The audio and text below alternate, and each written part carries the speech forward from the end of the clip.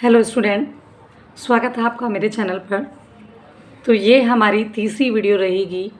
हमारी जो सीरीज चल रही थी वो सूरदास के पद का हम अलग अलग वीडियो में अध्ययन कर रहे हैं। बच्चों की डिमांड के अनुसार ये अलग अलग एक छोटी छोटी वीडियो हमारी रहेंगी और इसका हम अध्ययन करेंगे, बहुत अच्छे से समझने का प्रयास करेंगे। तो चलिए स्टार्ट करते हैं। हमारे हरी हारिल की लकड़ी, मन क्रम वचन नंदन नंदनुर, यह दृढ़ करी पकड़ी। जागत सोवत स्वपन दिवस निशी, कहना कहना जकरी। सुनत जोग लागत है ऐसो, ज्यो करुई ककरी। सू तो व्याधि हमको ले आए, देखी सुनी न करी। यह तो सूर इतनी ही ले सोफो, जिनके मन चक्री। यहाँ गोपियाँ उद्धव की तरफ इशारा करते हुए कह रही हैं या उद्धव की तरफ तंग कसते हुए कह रही हैं कि हमारे हरि हारिल की लकड़ी, हमारे जो हरि हैं, जो श्री कृष्ण हैं, कृष्ण की बात हो रही है कि वो हारिल एक पक्षी है, उस पक्षी के समान है। कहा जाता है कि जो हारिल पक्षी है वो अपने पंजों में एक तिनके के समान एक लकड़ी दबाए रखता है और उसे ऐसा विश्वास है कि वो उसे गिरने नहीं देगा। वैसे ही हमने भी अपने मन से, वचन से, कर्म से श्री कृष्ण को अपना मान लिया है और हमें पूरी उम्मीद है कि वो हमारे साथ कभी भी कुछ गलत नहीं होने देंगे। मन क्रम वचन नंदन नंदन, नंद नंदन और यह दृढ़ करी पकड़ी।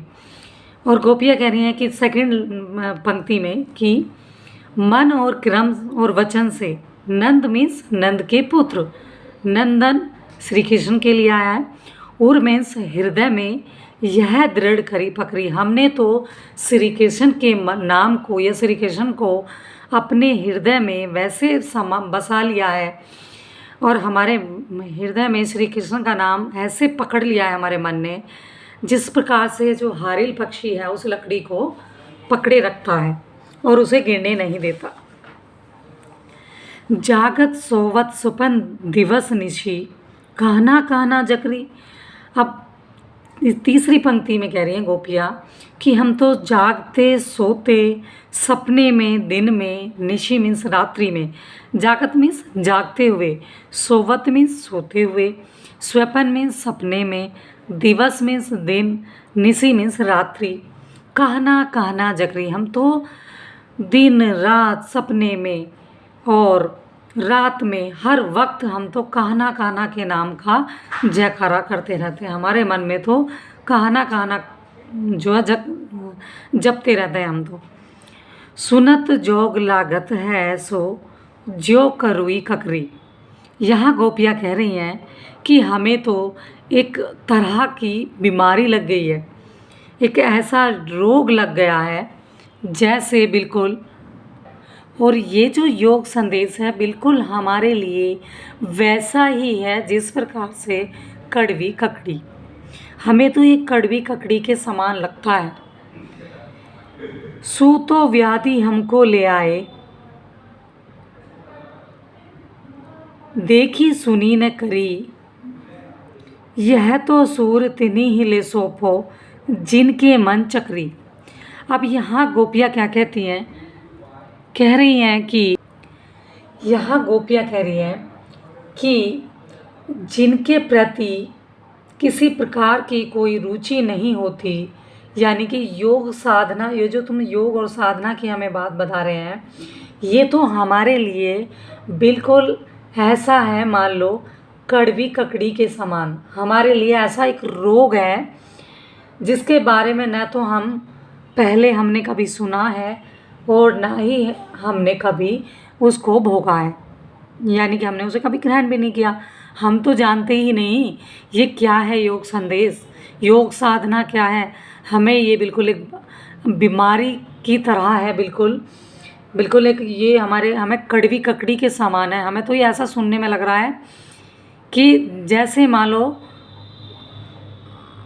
एक एक कड़वी ककड़ी की तरह, जिसे हम मुंह में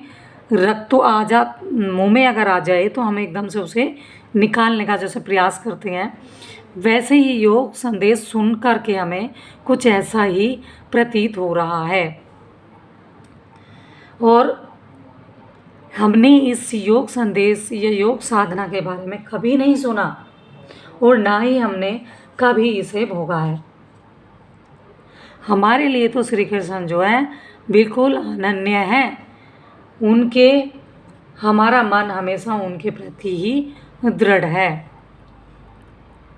और अंत में कह रही हैं कि यह तो सूरत निहिले सोपो जिनके मन चक्री। और अंत में गोपियाँ कह रही हैं कि हे उद्धव, तुम इस योग साधना के जो संदेश को तो उनको ले जाके सौंप दो जिनका मन चक्री के समान हो।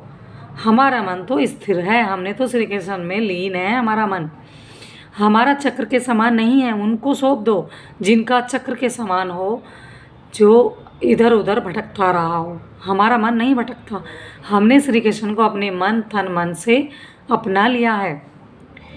तो ये इसकी इन पंक्तियों का भावार्थ था स्टूडेंट्स।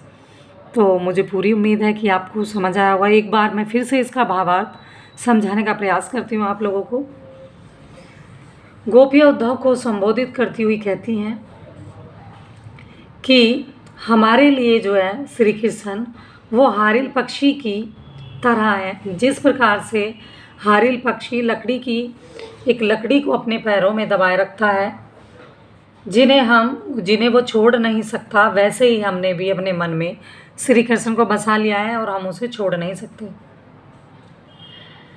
किसी भी स्थिति में हमारे लिए उसे छोड़ना हमारे लिए असंभव है। वैसे ही हम अपने मन में अपने श्री कृष्ण को छोड़ने की सोच भी नहीं सकते। हम अपने प्रिय श्री कृष्ण को कर्म से वचन से अपने हृदय में बसाए हुए हैं। हम सोते जागते सपने में, दिन में, रात में हमेशा सदैव श्री कृष्ण की रट लगाए रहती हैं। और तुम्हारे द्वारा ये दिया गया यह संदेश कड़वी ककड़ी की तरह है, मतलब कड़वी ककड़ी की तरह हमें प्रतीत हो रहा है, जिसके प्रति कभी ना तो हमने कभी